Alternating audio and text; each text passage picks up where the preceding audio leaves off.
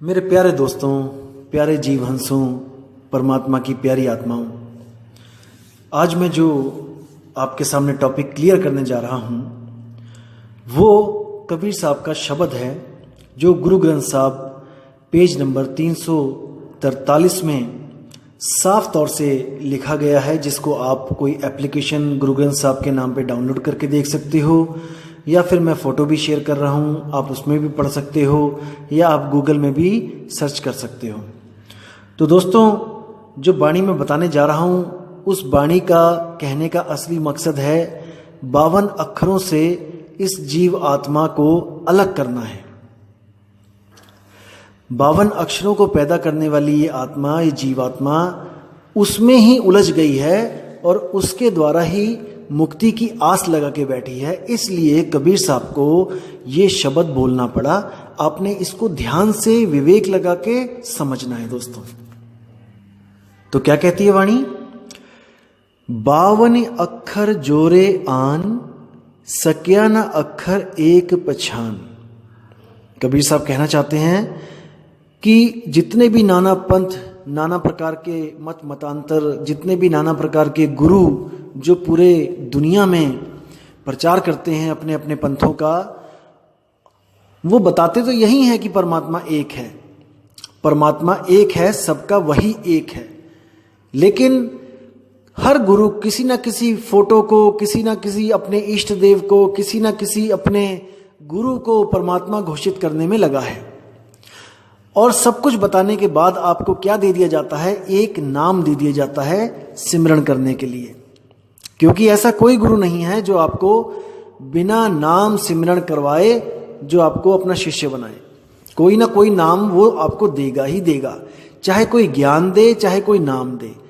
मतलब कि आपकी बुद्धि को अपनी बुद्धि के लेवल में पहुंचाने के लिए वो एक ऐसी चीज देता है जिसको हम नामदान कहते हैं।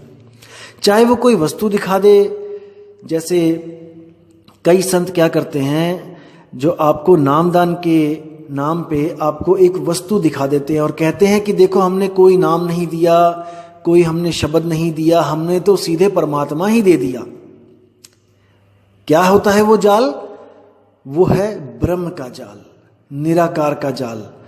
वो संत आपको दोनों हाथ ऐसे आमने सामने करके दोनों हाथों के बीच में एक निराकार तत्व को लखा देते हैं, जो आकाश तत्व होता है असल में। जो आपके दोनों हाथों के बीच में जो गैप है, वो गैप दिखा के पूछते हैं, कहते हैं कि इन दोनों हाथों के बीच में आपको कुछ दिख रहा है? तो जीव कहता है नहीं। तो वो कहते हैं जो चीज नहीं दिख रही है, वैक्यूम, वही परमात्मा है।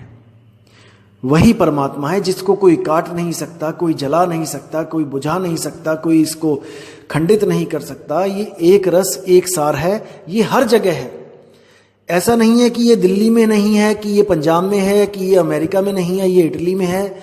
ये हर जगह व्याप्त है। सारा ब्रह्मांड इसी तत्व के अंदर है, जो आंखों से दिखता नहीं है, केवल गुरु के द्वारा दिखाई देता है। दोस्तों, इसी ब्रह्म को कबीर साहब ने बोला है कि प्रथमे भूला ब्रह्म अखंडित, झाई आपन मानी। कबीर साहब ने ब्रह्म ज्ञान को कभी सत्य ज्ञान नहीं बोला। और आजकल के जो स्वयंभू मनमुखी जो आत्मज्ञानी बने हुए हैं कई, जो आपको ज्ञान भी समझाने लगे हैं, वो क्या बोलते हैं कि आत्मा कण कण में है, आत्मा पहाड़ में भी है, आत्मा पत्थरों में भी है। अब आप इनके बुद्धि के लेवल को परख सकते हो कि ये कितनी बुद्धि है इनके पास, कितने ज्ञानी हैं ये, जो पत्थर में भी आत्मा का वास बताते हैं। और कबीर साहब ने क्या बोला? पाथर पूजे हरि मिले तुम्हें पूजू पहाड़। उस पत्थर में वो जड़ है, उसमें आत्मा का वास नहीं है। आप जड़ नहीं हो, आप में आत्मा का वास है। आप चेतन हो। आप इतने चेतन हो कि आपका जो जड़ शरीर है वो भी चेतन लग रहा है, दिख रहा है, चल रहा है, खा रहा है, पी रहा है। तो उस चेतन सत्ता की वजह से आपका जड़ शरीर जो चल रहा है, खा रहा है, पी रहा है, वो अस्तित्व में है, क्योंकि आप में आत्मा है। जिस दिन वो आत्मा आपसे जुदा हो जाएगी, आपके शरीर से, वो शरीर भी उस पत्थर के समान हो जाएगा जो पत्थर आप सड़कों पे पड़ा देखते हो, निर्जीव। इसीलिए कोई किसी की मौत पे भी जाता है शोक मनाने, तो वो ये नहीं कहता उसका नाम लेके कि मैं फलाने के घर जा रहा हूं, मैं फलाने के पास जा रहा हूं। वो कहता है मैं मिट्टी में जा रहा हूं, मैं मिट्टी पे जा रहा हूं, किसी की मिट्टी हो गई है, मतलब चेतन आत्मा जड़ शरीर को छोड़ चुकी है, अब उसमें आत्मा नहीं है। ये आत्मज्ञानी क्या किसी मुर्दे के घर जाके कह सकते हैं कि आपके इस मुर्दे में, इस लाश में आत्मा है? आप इनकी बुद्धि का लेवल देखिए कि ये किस लेवल की बातें करते हैं। ये असल में ब्रह्म को आत्मा समझ बैठे हैं, दिक्कत यहां पे है। ये ब्रह्म ज्ञान को आत्म ज्ञान समझ बैठे हैं। यहां पर इनकी बुद्धि काम करना बंद कर देती है, क्योंकि 12वीं का बच्चा कभी भी बीएससी वालों को नहीं पढ़ा सकता। 12वीं का बच्चा 10वीं वाले को पढ़ा सकता है, 12वीं वालों को भी पढ़ा सकता है। अगर वो 12वीं क्लास में अच्छे से पढ़े तो वो अपने साथियों की भी मदद कर सकता है सवालों के जवाब देने में, लेकिन वो बीएससी के बच्चे की कोई मदद नहीं कर सकता, और ना ही बीएससी के बच्चों के ज्ञान के लेवल को वो समझ सकता है। लेकिन वो ये समझ के बैठा है कि जो उस ज्ञान उसे हो गया वो किसी को नहीं हो सकता। इस भ्रम में वो अपना जन्म तो बर्बाद कर ही लेता है, और जो उसके साथ जुड़ते हैं उनको भी वो 84 के चक्कर में भेज देता है। तो दोस्तों, ब्रह्म क्या है और आत्मा क्या है, इसका खुलासा मैं आपको अगली ऑडियो में करूंगा। लेकिन आज की जो ऑडियो है वो है शब्द के ऊपर, कि कबीर साहब किन शब्दों की बात कर रहे हैं। तो वाणी कहती है, 52 आखर जोरे आन, सक्या न आखर एक पहचान, सत का शब्द कबीरा कहे। अब बात कर रहे हैं साहिब सत्य के शब्द की। अब देखो यहाँ पे दो चीजें हैं, एक है सत्य और एक है शब्द, सत्य का शब्द। अब सत्य भी एक शब्द है। कई लोग सतनाम सतनाम सतनाम जपते हैं, कई लोग सत साहिब करते हैं, लेकिन साहिब कह रहे हैं ये सत्य जो शब्द मैंने बोला है, सत्य, ये असल शब्द नहीं है, ये तो उसकी तरफ इशारा है कि वो शब्द सत्य है, लेकिन असल में वो सत्य बोलने वाले शब्द से भी अलग है। वो क्या है? सत्य का शब्द कबीरा कहे, पंडित होई सु उन पै रहे। यानी कि जो पंडित होगा, जब वो इस शब्द की अनुभूति करेगा, जिस शब्द की मैं बात कर रहा हूं, तो वो अनपय यानी कि निडर हो जाएगा, उसको किसी बात का डर नहीं रहेगा। सबसे बड़ा डर दोस्तों मौत का है। जब इस जीव को पता लग जाता है और आत्म अनुभूति हो जाती है कि मैं तो अमर हूं, तो उसके दिल से ये डर खत्म हो जाता है। इसको ध्यान से समझ लो, ध्यान से दिमाग में बैठा लो कि वो शब्द प्राप्त होते ही जीव निडर हो जाता है, उसे किसी बात का डर नहीं रहता। इसका मतलब ये नहीं कि वो ट्रेन के आगे खड़ा हो जाएगा जाके, इसका मतलब ये है कि उसको मरने की विधि पता लग जाती है कि जब मेरे प्राण निकलेंगे तो मैंने क्या तरीका आजमाना है, क्या दाव खेलना है। पहलवान कोई भी तगड़ा हो, तगड़े से तगड़ा हो, अगर उसको दाव पेच नहीं आते तो उसकी हार निश्चित है, क्योंकि पहलवानी में केवल ताकत नहीं, दाव पेच का बोलबाला होता है। इसीलिए गुरु के पास जाके दाव पेच सीखे जाते हैं। तगड़ा तो वो वैसे भी होता है, जो भी शीशे सीखने आता है तगड़ा तो वो है ही, लेकिन फिर भी वो गुरु धारण करता है कि मुझे गुरुजी दाव पेच सिखाओ कुश्ती के। वही दाव पेच काम आते हैं। जब गुरु दाव पेच सिखा देता है तो गुरु कभी उसके साथ किसी कुश्ती में लड़ता नहीं है, उसकी मदद नहीं करता कि दो लोगों की कुश्ती हो रही है तो गुरु भी उस कुश्ती में कूद जाएगा अपने शिष्य के लिए। ऐसा नहीं होता, क्योंकि कई दुनिया में ऐसे गुरु भी हैं जो आपको कहेंगे कि गुरु पार कर देगा, गुरु पार कर देगा, गुरु अपनी ताकत लगा देगा। ऐसा नहीं होता दोस्तों। गुरु तो अपना ज्ञान देता है, ज्ञान ही ताकत होती है। ज्ञान ही असल में वो विधि है जिसको प्राप्त करने के बाद आप में भी वो ताकत आ जाती है जो गुरु में होती है। जैसे एक छोटा सा बच्चा है जो पानी से बहुत डरता था, वो क्या करता है, वो लोगों को देखता है, बच्चों को देखता है पानी में नहाते हुए, नदी में छलांगे मारते हुए, खुश होते हुए, तो उसके मन में भी ये इच्छा हो जाती है कि मैं भी पानी में छलांगे मारूं। लेकिन वो क्या करता है, वो डरता है, इसलिए वो कभी पानी में छलांग नहीं मारता, कभी उस आनंद को अनुभूति नहीं कर पाता कि उस पानी में छलांग मार के बच्चे इतने खुश क्यों हैं। वो देखता तो है कि बच्चे खुश हैं, लेकिन वो समझ नहीं सकता, उसको महसूस नहीं कर सकता कि किस प्रकार की खुशी बच्चों को मिल रही है। तो एक दिन वो क्या करता है, वो अपने पिताजी से कहता है कि पिताजी मैं भी नदी में छलांग मार के आनंद लेना चाहता हूं, क्योंकि मैं देखा है कि जो भी नदी में कूदता है वो बचाओ बचाओ करता है, चिल्लाता है, यानी कि नदी में कूद के किसी को आनंद नहीं मिलता। वो डरते हैं, वो चिल्लाते हैं, चीखते हैं, लेकिन जाने क्यों मेरे दो दोस्त हैं, ये जो मेरे बच्चे दोस्त हैं, ये नदी में छलांगे मार के बचाओ बचाओ नहीं करते, ये खुशी से आनंद से वोर विभोर हो जाते हैं। ऐसी क्या चीज है इनके पास। तब पिताजी उनको समझाते हैं बच्चे को कि बेटा उनके पास विधि है, उनके पास एक तरीका है जिसको तैराकी कहते हैं। असल में उन्होंने तैराकी सीखी है। तो बच्चा कहता है कि मुझे भी तैराकी सीखनी है, उसके लिए मुझे क्या करना पड़ेगा। तो पिताजी कहते हैं तुम्हें एक गुरु धारण करना पड़ेगा जो तुम्हें तैराकी सिखाएगा। तो बच्चा कहता है क्या उसके बाद मैं भी छलांगे मार सकता हूं नदी में। तो पिताजी कहते हैं बिल्कुल। तो बच्चा गुरुजी के पास जाता है और वो उस स्कूल में एडमिशन ले लेता है। तो गुरु बच्चे को तैरना सिखाते हैं पानी में, पहले स्विमिंग पूल में सिखाते हैं, और बच्चा शुरू में डरता है, लेकिन एक दिन डरता है, 2 दिन डरता है, हाथ पैर मारता है, तीसरे दिन चौथे दिन करते करते वो 1 हफ्ते में इस लायक हो जाता है कि वो अपना वजन पानी पे बैलेंस कर सके, अपने आप को पानी की सतह पे रोक सके। इसी तरह सीखते सीखते जब गुरु देखता है कि ये स्विमिंग पूल में अच्छी तरह तैर सकता है तो उसको अगले दिन नदी में लेके जाता है। बच्चा डरता है क्योंकि नदी में कूदते हुए उसको थोड़ा सा झिझक महसूस होती है, क्योंकि आज तक कूदा नहीं होता है। लेकिन जैसे ही वो नदी में जाता है तो उसको क्या महसूस होता है कि अरे यहां पर भी बिल्कुल वैसे ही तैरना है जैसे स्विमिंग पूल में तैरता था, यानी कि यहां के पानी और वहां के पानी में कोई भेद नहीं है, और गहराई से मुझे कोई मतलब नहीं है क्योंकि मैंने तो ऊपर तैरना है, गहराई में तो जाना ही नहीं है। इस तरह गुरु उसको रोज नदी में ले जाता था और रोज तैरना सिखाता था और नदी पार करवाता था।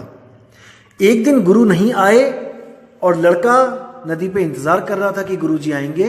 तो उसने क्या विचार किया कि गुरुजी नहीं आए, कोई बात नहीं, मैं स्वयं से आज तैर लेता हूं, और वो तैर के नदी पार कर गया। दोस्तों ध्यान देने वाली बात यह है यहां पर कि वो गुरु के साथ तो तैरता ही था, अब वो गुरु के बिना भी तैर सकता था। इस बात को समझना है दोस्तों कि मैं क्या कहना चाह रहा हूं, मेरे भाव क्या हैं। मेरे कहने का यह मतलब है कि गुरु कोई देह नहीं है, कि आपका गुरु आपके साथ नहीं है तो आप पार नहीं कर पाओगे। गुरु शब्द है, गुरु ज्ञान है। जो ज्ञान उस गुरु ने अपने शिष्य को दिया था वो गुरु उस कला के रूप में उसके अंग संग है। अगर वो लड़का उस कला को उस वक्त यूज ना करे जब वो पानी में है तो वो 100% डूब जाएगा। आप विचार करके देखिए दोस्तों मैं क्या कह रहा हूं। वो 100% डूब जाएगा क्योंकि उसने गुरु के ज्ञान को त्याग दिया है। भले ही गुरु उसके पास नहीं है, लेकिन अगर उस गुरु का ज्ञान उस शिष्य के पास है तो उसको कोई भी डुबा नहीं सकता। चाहे वो समुद्र में ही छलांग क्यों ना मार दे, चाहे 5 किलोमीटर गहराई क्यों ना हो, लेकिन समुद्र भी उसको डुबा नहीं सकता, क्योंकि गुरु उस शिष्य के अंग संग है ज्ञान के रूप में, शब्द के रूप में। इसीलिए साहिब कह रहे हैं पंडित होए सो अनपय रहे। अगर कोई पंडित होगा, पंडित मतलब कोई ब्राह्मण नहीं, पंडित का मतलब जो ज्ञानवंत होगा, जो ज्ञानी होगा, जो ज्ञान को समझेगा, जो महसूस करेगा उस आत्म तत्व को, वो हमेशा के लिए अनभय यानी निर्भय हो जाएगा। अब आगे कहते हैं पंडित लोग है कऊ व्यवहार। अब देखो दोबारा पंडित आ गया। अब यहां पे 2 बार पंडित यूज हुआ है इस शब्द में। ये जो दूसरा वाला पंडित जो अक्षर आया है, ये आया है उन पंडितों के लिए, उन गुरुओं के लिए, उन ज्ञानियों के लिए जो अक्षरों को जोड़कर नामदान की बख्शिश करते हैं। उनका व्यवहार, उनकी जो करनी है, उनका जो व्यवहार है, उसके बारे में कबीर साहब कह रहे हैं पंडित लोग कहो व्यवहार, यानी कि पंडितों का ये व्यवहार शुरू से ही है कि कोई ना कोई मंत्र देते ही आए हैं। किसी को ओम नमः शिवाय दे दिया, किसी को ओम नमः भगवते वासुदेवाय दे दिया, किसी को ओम क्लियम हरियम श्रियम दे दिया। ये करते ही आए हैं आज तक, इनका व्यवहार है, इनके खून में रचा हुआ है ये मंत्र तंत्र। क्योंकि आज भी देखिए आप, टीवी भरा पड़ा है, हर पंडित आता है टीवी पे और कहता है कि अगर आप ये चाहते हो तो ये मंत्र है, वो चाहते हो ये मंत्र है, इस कामना पूरी करनी है ये मंत्र है। बिना मंत्रों के वो ये कभी नहीं कहते कि भाई तू मेहनत कर ले, कुछ काम कर ले। वो कहते हैं संकट आ गया है, ये संकट मोचन का नाम जपना शुरू कर दो। अरे भाई संकट से तो लड़के ही बात बनेगी ना। अगर आपको पैसे चाहिए आप काम करो, मेहनत करो, आपको बिना किसी मंत्र के, बिना किसी तंत्र के आपके घर में पैसे आएंगे। लेकिन आपके जो कर्म है उससे आपके जो फल मिलेंगे उसके हिसाब से आपको पैसा मिलना है कि नहीं मिलना है, ये आपके कर्मों के ऊपर डिपेंड करता है। फिर तो आप चाहे मेहनत भी करो तब भी नुकसान होगा, चाहे मंत्र जपो तब भी नुकसान होगा। तो अब अगली लाइन में क्या बोल रहे हैं कबीर साहब कि पंडित लोगे कहो व्यवहार, ज्ञानवंत को तत्व विचार। अब इन दोनों लाइनों में हमने डिफरेंस देखना है कि एक ज्ञानवंत और एक पंडित में क्या फर्क होता है। जो पंडित बोला है कबीर साहब ने, वो बोला है 52 अक्षर की पूजा करने वालों को। जैसे कोई भी नाम जपता है, कोई भी गुरु, कोई भी पंडित, एक तो वो हो गया पंडित जो उनके व्यवहार में ही वो नाम जपने की आदत है, और दूसरा है ज्ञानवंत। ज्ञानवंत होता है विवेकी पुरुष, वो कभी भी नामों के चक्कर में नहीं पड़ता, वो तत्व विचार, वो उस नाम के तत्व पर विचार करता है कि जो बात चल रही है, जो भगवानों के नाम मुझे दे रहे हैं, आखिर में वो है क्या चीज, क्योंकि कुछ तो होगा। जैसे माना आपने बोला कि पानी, आपने बोल तो दिया पानी, लेकिन वो पानी कुछ है, तो कोई तत्व है ना जो पानी है जिसका नाम। उसी पानी को आगे जाके किसी और देश में देखोगे तो वाटर बोलते हैं, अपने भारत में देख लो कहीं पर उसको जौल बोलते हैं, कहीं पे उसको नीर बोलते हैं, कहीं पे उसको तोय बोलते हैं, कहीं पे उसको पानी बोल देते हैं, कहीं पे उसको जल बोल देते हैं। तो जो अज्ञानी होगा वो इसी में उलझ जाएगा कि नहीं ये वाला मंत्र सच्चा है, नहीं वो वाला मंत्र सच्चा है। ऐसे गुरु भी देखे होंगे आपने जो टीवी पे ये बताते हैं कि देखो वो गुरु ये मंत्र दे रहा है, वो मंत्र नहीं है, असली मंत्र मेरे पास है। मतलब कि वो कहना चाहता है कि देखो वो जल जल करवा रहा है, जल जल करने से प्यास नहीं बुझेगी, मेरे पास आओ, मैं पानी पानी का जाप देता हूं, उससे आपको प्राप्ति होगी। तीसरा कोई कहेगा नहीं ये दोनों झूठ बोल रहे हैं, मैं वाटर वाटर का जाप देता हूं, असली चीज वाटर है। तो कहने का मतलब सबके सब नामों में उलझे पड़े हैं, तत्व पर विचार कोई नहीं कर रहा है। वो निहित तत्व कैसे मिलेगा, क्या है वो निहित तत्व, इस पे कोई विचार नहीं कर रहा। सब के सब अंधी भेड़ की तरह मंत्रों के पीछे लगे पड़े हैं। हमारे गुरुजी फलाना मंत्र देते हैं, हमारे गुरुजी 7 मंत्र देते हैं, हमारे गुरुजी 10 मंत्र देते हैं। अरे परमात्मा एक है, उसी एक का नाम बहुत बड़ा है, किसी और की जरूरत नहीं पड़ेगी। तो दोस्तों इस पे विचार करना है, विवेक लगाना है, आपकी बुद्धि इस सत्य को जरूर पकड़ेगी, क्योंकि मुझे पूरा विश्वास है कि आप भटके हुए हो लेकिन मूर्ख नहीं हो। आप भटक चुके हो लेकिन मूर्ख नहीं हो। भटका हुआ बंदे को हम मूर्ख नहीं कह सकते, क्योंकि सुबह का भूला शाम को वापस आ सकता है। भूले हुए हो आप लेकिन मूर्ख नहीं हो, और सत्य ज्ञान प्राप्त नहीं हो पा रहा है इसलिए मूर्ख बने हुए हो। जिस दिन आपको सत्य ज्ञान समझ में आ गया, आप कभी भी मूर्ख नहीं बने रह सकते। आप पीतल को तभी तक गले में पहन रहे हो दोस्तों जब तक आपको सोने की परख नहीं हो गई। जिस दिन आपको यह ज्ञान हो गया कि सोने और पीतल में क्या फर्क है, आप कभी भी पीतल को धारण नहीं कर पाओगे। तो इसको विवेक द्वारा अपने हृदय में बसाना है, जो सत्य ज्ञान है उसको समझना है। अब कबीर साहब कहते हैं कि जाके जी जैसी बुद्धि होई, कहें कबीर जानेगा सोई। कि जो मैं शब्द बोल रहा हूं, जो मैं वाणियां बोल के गया हूं, जैसी जिसकी बुद्धि होगी वो मेरी वाणियों को उसी प्रकार से समझेगा। देखो कितना स्पष्ट बोल दिया है कि ऐसा नहीं है कि मेरी वाणी पढ़ के एक ज्ञानी भी और एक अज्ञानी भी दोनों एक ही निष्कर्ष पे निकलेंगे। नहीं, वाणी एक होगी लेकिन उसके मतलब बुद्धि के अनुसार बदल दिए जाएंगे। सबसे बड़ा जाल यही है दोस्तों। शब्द कबीर साहब के सब ले रहे हैं, वाणियां कबीर साहब की सब ले रहे हैं, लेकिन अर्थ अपनी अपनी बुद्धि के अनुसार लगा रहे हैं। दिक्कत यहां पे है। जैसे कोई संत कहता है कि सोई गुरु पूरा कहा है, 2 अक्षर का भेद बताए। 2 अक्षर का मतलब क्या है? ओम सोहम। अब वाणी में नहीं लिखा है कि ओम और सोहम है, वाणी में केवल 2 अक्षर लिखे हैं, लेकिन वो अपनी बुद्धि के अनुसार क्या कह रहा है कि ओम सोहम।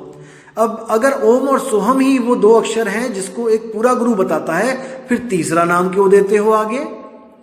क्योंकि वाणी तो ये भी प्रमाणित कर रही है कि सोई गुरु पूरा कहा है। जो दो अक्षर ओम सोहम दे रहा है वही गुरु पूरा है।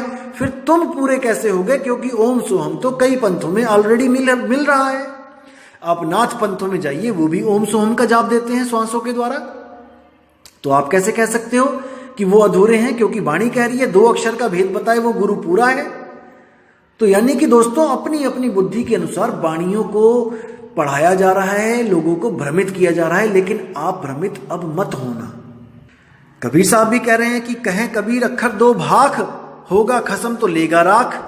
अगर तीन अक्षरों का नाम ही सतनाम सारनाम सार शब्द है तो कबीर साहब को कहना चाहिए था कहें कबीर अक्षर तीन भाख, होगा खसम तो लेगा राख। फिर तो तीन की बात होनी चाहिए थी। नानक साहब ने भी दो अक्षर की बात करी है। जे तू पढ़िया पंडित बिन दो आखर दो नामा, प्रणवत नानक एक लंगाए जे कर सच समावा। आप 1171 पेज नंबर पर देख सकते हैं गुरु ग्रंथ साहब में वाणी बिल्कुल स्पष्ट लिखी है, लेकिन उसको समझाने वाले ही उलझा रहे हैं। दिक्कत ये है। तो साहिब कहते हैं कासे कहूं सब जग अंधा, खेवन हार के गले में फंदा। खेवन हार यानी गुरु, जो किश्ती को खेने वाला है। साहिब कहते हैं माया ने उसी के गले में फंदा डाल रखा है, तो आगे चेले कहां जाएंगे? जब गुरु ही भवसागर में गोते खाएगा तो चेले कहां जाएंगे? चेले भी भवसागर में ही जाएंगे। इसलिए दोस्तों परख करना है, विवेक लगाना है, किसी भी गुरु के जाल में नहीं फंसना है। ये खुद तो लाखोंपति करोड़ोंपति अरबोंपति हो गए हैं, हवाई जहाजों में घूम रहे हैं, और आपको क्या कहेंगे? माया को त्याग दो। माया उलझा देती है, माया प्रभु मिलन में बाधा है। ऐसी ऐसी बातें करेंगे कि आपको लगेगा कि वाह वाह वाह क्या बात है, गुरुजी ने तो आंखें खोल दी। अब गुरुजी खुद उलझे पड़े हैं माया में। चांदी की थाली, सोने का चम्मच, इसके बिना खाना नहीं खा रहे हैं। कई गुरु ऐसे हो गए हैं, और कई गुरु पूरे पूरे शरीरों पे सोना लाद के घूम रहे हैं, 8-8 बॉडीगार्ड रख रखे हैं। तो साहिब कहते हैं जब गुरु ही अज्ञान में डूबा है तो चेलों को ज्ञान कहां से होगा? इसलिए साहिब ने बोला कि गुरु की परख करो। परख कैसे करो? वाणी बोलते हैं साहिब, गिर ही होके कथे ज्ञान, अमली होके धरे ध्यान, साधु होके कूटे भग, और कहें कबीर ये तीनों ठग। सबसे पहली पहचान क्या करनी होती है गुरु की? सबसे पहले देखो कि कहीं वो भोग विलास में लिप्त तो नहीं है, कहीं वो बीवी बच्चों के साथ तो नहीं रह रहा है, क्योंकि रोगी दूसरे रोगी का रोग नहीं काट सकता। इसलिए सबसे पहले शब्द को परखो कि गुरु के पास शब्द है कि नहीं है, उस पंथ के पास शब्द है कि नहीं है। उसके बाद जाके गुरु पे विचार करो कि कहीं गुरु भोगी तो नहीं है, कहीं गुरु ग्रस्त तो नहीं है। उसके बाद देखो कि गुरु कहीं नशा तो नहीं कर रहा है, कोई चिलम, कोई सुल्फा, गांजा ये तो यूज नहीं कर रहा है भजन करने के लिए, ध्यान में जाने के लिए। फिर देखो कि उसमें कहीं अहंकार तो नहीं है।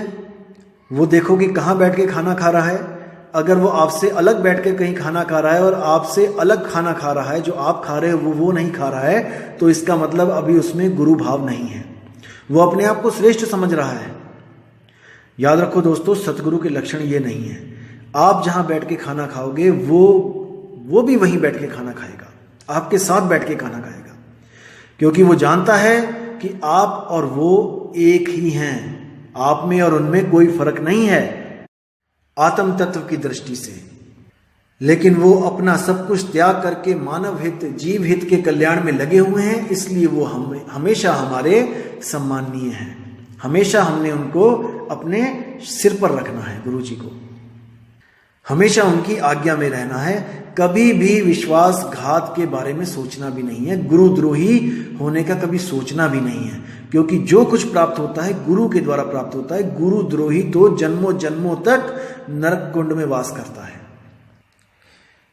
तो दोस्तों, मैं इस ऑडियो को यहीं विश्राम देता हूं, और अगली ऑडियो में आपके लिए बनाऊंगा जिसमें मैं ब्रह्म और आत्मा इन दोनों में क्या फर्क है, क्यों कुछ लोग ब्रह्म ज्ञानी अपने आप को आत्मज्ञानी समझने लग जाते हैं, ये भ्रम मैं जल्दी ही दूर करूंगा। तब तक आप लोग इस वीडियो को सुने और इस पे विचार करें और अपने अंदर परमात्मा की उस शक्ति को महसूस करें जो सत्य और असत्य का निर्णय करती है, जिसको हम विवेक कहते हैं। तो इसी के साथ दोस्तों मुझे इजाजत दें और आपका दिन बहुत ही शुभ मंगलमय हो। साहिब बंदगी सतनाम। जय गुरु वैराग साहिब, जय गुरु मदन साहिब, जय जय सतगुरु बंदी छोड़ कबीर साहिब। साहिब बंदगी।